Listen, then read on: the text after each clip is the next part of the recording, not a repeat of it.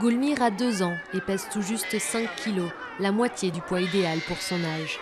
C'est le 7e enfant de Marpari et elle est à nouveau enceinte. Selon la tradition, ici au Baloutchistan, elle a nourri ses enfants avec des herbes broyées mélangées à de l'eau ou du lait. Elle leur a aussi donné du thé et du sucre tout en les allaitant, mais seulement 2 fois par jour. Tous mes bébés étaient faibles après la naissance. C'est peut-être parce que mon lait n'est pas bon.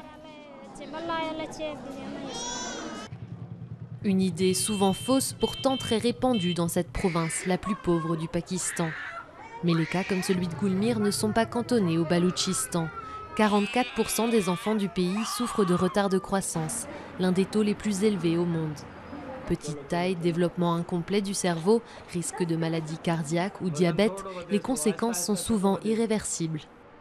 44% des enfants qui ont un retard de croissance au Pakistan, c'est une crise, une urgence majeure. Ça a un impact considérable par la suite sur la population active, sur le PIB du pays surtout. Plusieurs études affirment que le manque de lait maternel est l'une des principales causes de cette malnutrition infantile. La faute à des croyances erronées, un allaitement souvent insuffisant et la situation précaire des jeunes mères dans les zones rurales forcées de retourner travailler dans les champs. Beaucoup croient également que le lait en poudre est meilleur pour la santé. Et au lieu d'encourager les mères à utiliser leur colostrum, un concentré d'anticorps et de nutriments au début de la lactation, des médecins peu scrupuleux leur prescrivent du lait maternisé.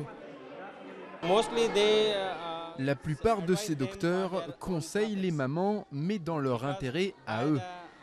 Parce que quand ils vendent ce lait industriel, ils touchent une commission.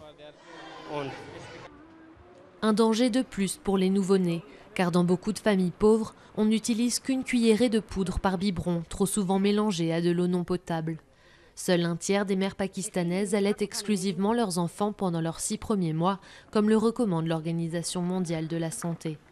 Le pays a encore beaucoup de chemin à faire pour protéger les prochaines générations.